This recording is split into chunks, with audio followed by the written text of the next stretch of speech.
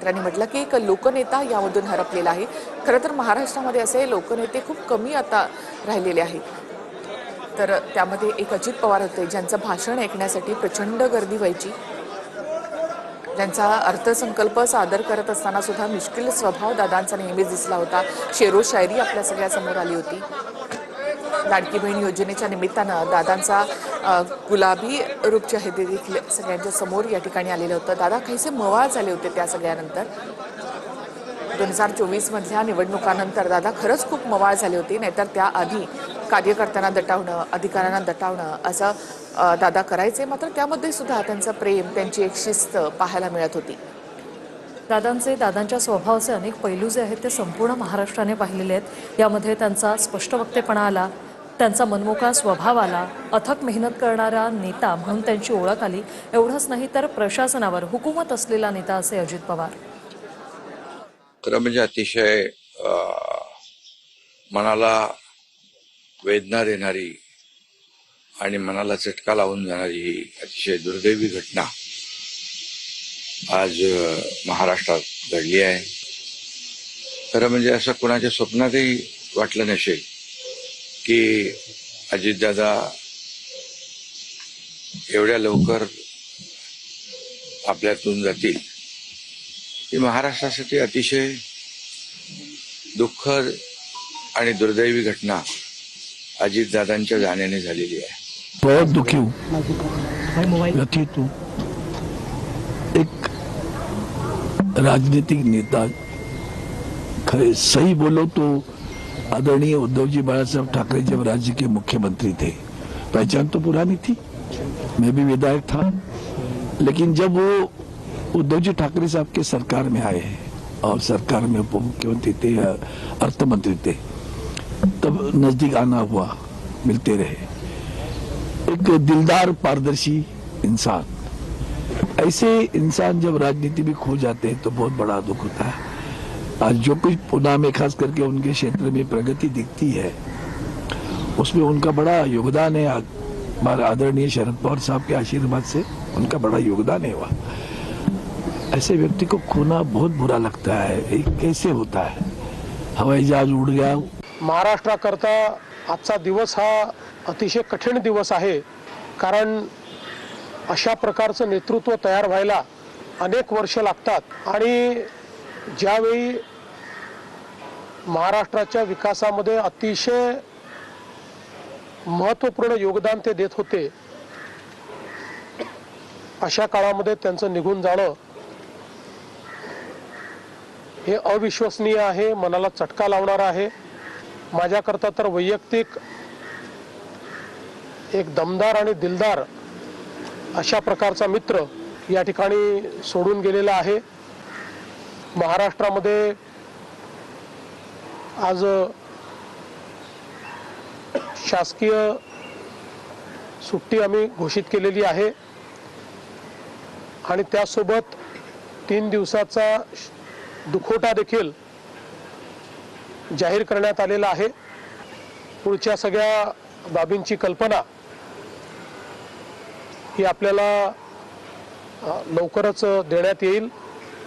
अशा प्रकारचं नेतृत्व तयार व्हायला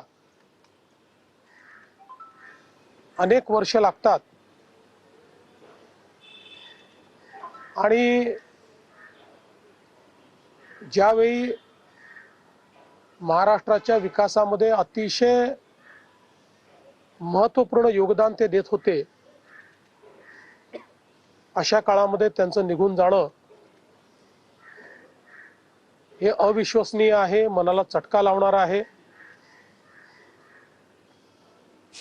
माझ्याकरता तर वैयक्तिक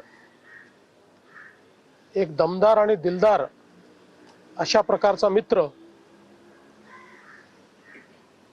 या ठिकाणी सोडून गेलेला आहे। महाराष्ट्राकरता आजचा दिवस हा अतिशय कठीण दिवस आहे, कारण अशा प्रकारचं नेतृत्व तयार व्हायला अनेक वर्ष लागतात आणि ज्यावेळी महाराष्ट्राच्या विकासामध्ये अतिशय महत्त्वपूर्ण योगदान ते देत होते, अशा काळामध्ये त्यांचं निघून जाणं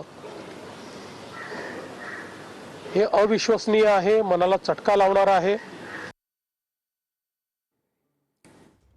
तर राज्याच्या राजकारणामधला खऱ्या अर्थानं दादा नेता अशी ओळख असलेले अजित पवार यांचं झालेलं निधन, हा अपघाती मृत्यू हा सर्वांनाच धक्का देणारा आहे. तर पवार कुटुंबीय आता रुग्णालयामध्ये या ठिकाणी पोहोचत आहेत. शरद पवार देखील बारामतीमध्ये पोहोचले असून ते लवकरच या ठिकाणी येतील. मात्र संपूर्ण पवार कुटुंबासाठी देखील हा एक मुख्यमंत्री मोठा अजित धक्का. पवार यांचा विमान अपघातामध्ये मृत्यू झाल्यानंतर त्यांच्या सोबत जे होते त्यांचा देखील या अपघातामध्ये मृत्यू झाला. मात्र जे विदीप जाधव आहेत ते मुंबई पोलीस दलामध्ये होते आणि त्यांचं जे ठाण्यातील विटावा कळवा या ठिकाणी घर आहे आणि याच घराच्या ठिकाणी आता सध्या तरी टाळे लागलेले आहेत. त्यांचे सर्व परिवार जो आहे तो बारामतीकडे रवाना झाले. मात्र या ठिकाणी स्थानिक जे लोक आहेत त्यांच्याशी जोडले गेले होते आणि त्यांच्याशी आपण बातचीत करणार आहोत आणि त्यांच्याकडनं विचारपूस करणार आहोत. पाहिलं तर विदीप जाधव हे या ठिकाणी होते, मुंबई पोलिसांमध्ये कार्यरत होते आणि अजितदादांबरोबर ते देखील याच विमानामध्ये प्रवास करत होते. पाहिलं तर त्यांचा फोटो अजितदादांबरोबर देखील आहे. महाराष्ट्रातल्या मोठी घटना जी आहे ती आपल्या समोर आली होती, दुःखद घटना आहे. पाहायला गेलं तर दौऱ्यांदरम्यान हा जो अपघात झालेला त्या अपघातामध्ये अनेकांचा मृत्यू झाला. त्यांची जी नावं आहे ते समोर येत आहेत. त्यापैकी विदीप जाधव देखील आपल्या समोर यांचा फोटो आणि अजितदादांबरोबरचा फोटो या ठिकाणी कार्यकर्ते जे आहेत मनसेचे पदाधिकारी सूर्यकांत आपल्या सोबत जोडलेले. सर काय सांगाल, कधीपासून ही व्यक्ती या ठिकाणी राहते, या ठिकाणी कशाप्रकारे त्यांचा परिवार या ठिकाणी वावरतो आणि सध्या तरी ते या ठिकाणी नाही? विदीप दिलीप जाधव हे मागील 25 वर्ष या विटावा सूर्यनगरचे सुपुत्र आहेत. ते 25 वर्षापासून इथे वास्तव्यात आहेत. मुंबई पोलीस दलामध्ये ते कार्यरत होते आणि उपमुख्यमंत्री अजितदादा पवार असतील यांचे अंगरक्षक म्हणून ते अनेक वर्ष काम करत होते आणि त्यांच्या जाण्याने विटावा सूर्यनगर वासियांना खूप दुःख झालेलं आहे. ही अत्यंत दुःखद घटना आहे. एक विटावा सूर्यनगर वासियांसाठी, श्रीकृष्ण सोसायटीवाल्यांसाठी ही दुःखाचा डोंगर कोसळलेला आहे आणि आमच्या पूर्ण विटावा सूर्यनगर वासियांच्या वतीने त्यांना आणि अजितदादांना आम्ही श्रद्धांजली वाहतो. सोबत त्यांच्या कोण कोण होतं परिवार सोबत, त्यांच्यासह पत्नीसह, आई वडील कोण? त्यांचे आई वडील आणि त्यांची पत्नी, 2 मुलं इथे वास्तव्यास होती. त्याचबरोबर वडील हे त्यांचे प्रिन्सिपल होते, ते माझी रिटायर प्रिन्सिपल होते आणि खरंच अतिशय सुंदर असं परिचयाचे आणि सर्वांचे मिळून मिसळून राहणारं व्यक्तिमत्व आज आमच्यामधनं हरपले. त्याबद्दल सर्वांना दुःख होतं. परिसर काय वय आहे साधारण पाहायला गेलं तर? एक मोठी मुलगी आहे ती 14 वर्षाची आणि मुलगा एक आहे 11-12 वर्षाचा.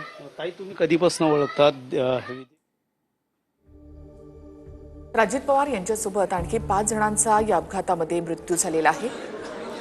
बारामती हॉस्पिटलच्या बाहेर कार्यकर्त्यांची, अजित पवार यांच्यावर प्रेम करणाऱ्यांची मोठी गर्दी झालेली आहे. एक आक्रोश पाहायला मिळतोय.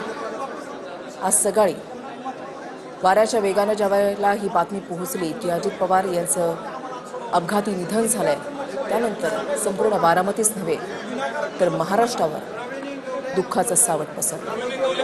राष्ट्रवादीचे तसंच इतरही पक्षांचे सगळे नेते जे आहेत ते आता बारामतीकडे निघालेले आहेत आणि काही नेते बारामतीमध्ये इथे पोहोचलेले देखील आहेत. सगळ्यांसाठी हा एक अत्यंत धक्कादायक अशी ही घटना.